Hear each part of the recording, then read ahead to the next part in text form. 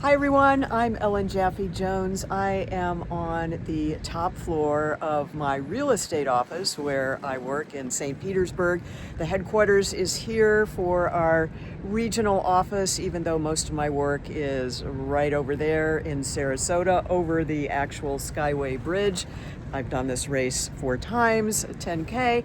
Yeah, right over there. One of the scariest, maybe the scariest bridge in all of Florida, depending on what you read.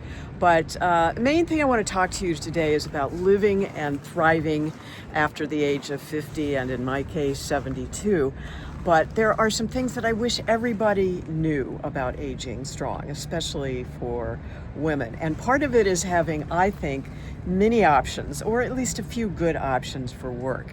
And real estate is one of my passions, being a coach, because people are always asking me, like, how do you stay so active? How are your knees not falling apart from arthritis?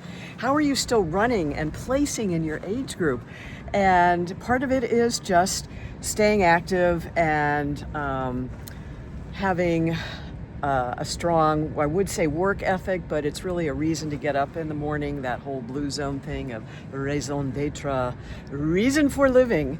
And, for me, it wasn't always easy. My mom, aunt, both sisters had breast cancer. I almost died of a colon blockage when I was 28, and that for me was my wake-up call, because I realized, as the youngest in my family, if I didn't do some things differently, I was going to end up like everybody else. And it wasn't only just breast cancer, it was diabetes and heart disease and this excruciating long path to death.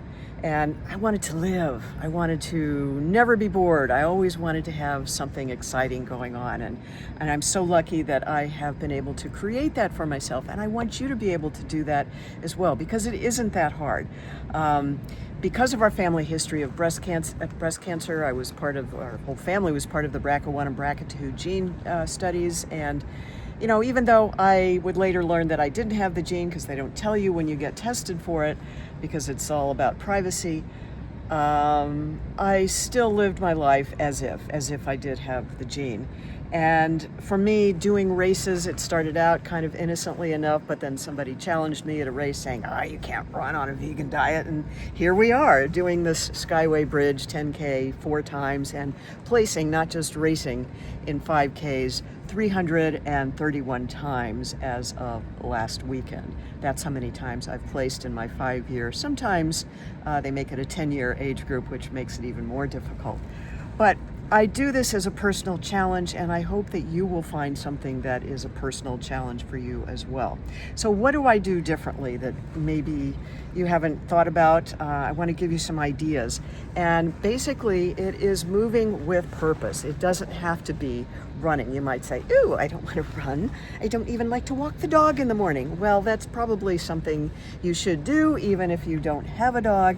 At least being able to walk is something that is so important. Just this morning, we had a staff meeting here of the agents in this office, the Realty One Group office where I am, and somebody who was at least 20 years younger than me came up and was just complaining about, she was having premenopausal issues, and she had been taking hormones, but she didn't want to go back to doing that, and she just felt like she gained all this weight once she started to go through perimenopause, or the part that happens to your body right before you go full-blown menopause. And we all have our little pooches, right? So it's not going to be perfect, no matter what your expectations are, unless you drink a lot of coffee and you're completely flat-bellied, but you're not going to be the body that you had 10 or 20 years ago, and it's important to manage those expectations. But just getting out and moving, it's so important. It really doesn't matter what you do, and living in a place like this where you can enjoy, I'm seeing a sailing regatta far out there, finding an activity that you love just to do. Look, there's a beautiful, humongous swimming pool down there. It looks like 2 times an Olympic-sized pool, and there's nobody in it.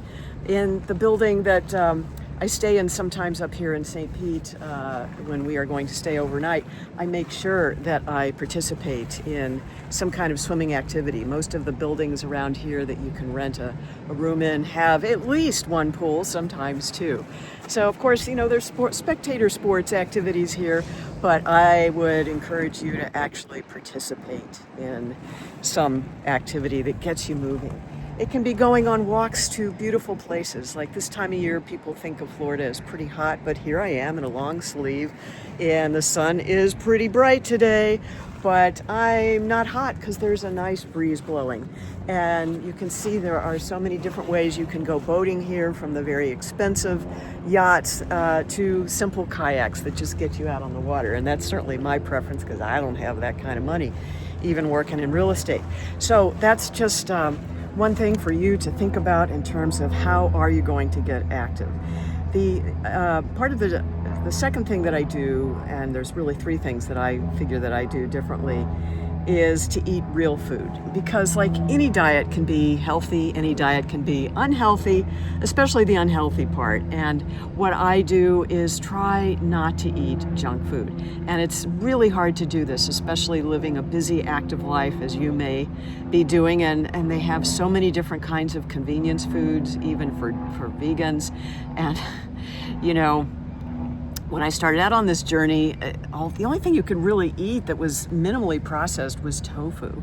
And I made a vegan lasagna last night, doing it with cashews, which are very high in fat and calories, and I probably won't do it again, but it tasted really good, and it tasted a lot like ricotta, which was what the recipe was kind of designed to imitate. But just because it looks like something you might have had in your past doesn't mean that it's the most healthy. So if I did that recipe again, I would do it with tofu, which is much more minimally processed and better for you than eating like a half cup of cashews in a lasagna recipe. I mean, it was creative and my boyfriend liked it, but you know, there are healthier ways to do things. And I did incorporate quite a few vegetables, especially from the cruciferous family, to keep those cancer bugs away, and to the extent we can control that.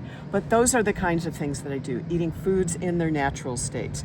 Instead of a processed popsicle or ice cream bar, even vegan for dessert, it's much better to eat fruit. Now, I know this can be difficult. Yesterday I was tempted, as I am about once every year or two, and I bought a peach that looked like it might be ripe enough, especially when they say tree ripened. And sure enough, when I bit into it, just like it has been, it seems like for the past 5 or 10 years away from Missouri, where I actually grew up around delicious peach farms, that peach that I tasted yesterday, even organic, even from Whole Foods, was kind of mealy and mushy. And I went, you know, okay, I'm just going to go back to melons and you know, smoothies with bananas and other kinds of fruits that I know that I can depend on. But important to eat real food, not the junk food. And then strength for training. That's just so important to get, maintain your muscle mass. And even if you don't want to run or even walk, you know, if you can get picking up those weights, it's going to help keep your muscles preserved. And, you know, you don't want to lose the muscle mass as much as they say that we are going to as we age. There is a lot you can do to prevent it. So the surprise benefits are that you look younger. I get carded all the time. I get questioned about my age, even on the podium at races. People go like, really? Let me see your driver's license. The confidence that you get from that, and mainly the independence. The whole key here is to stay out of a nursing home.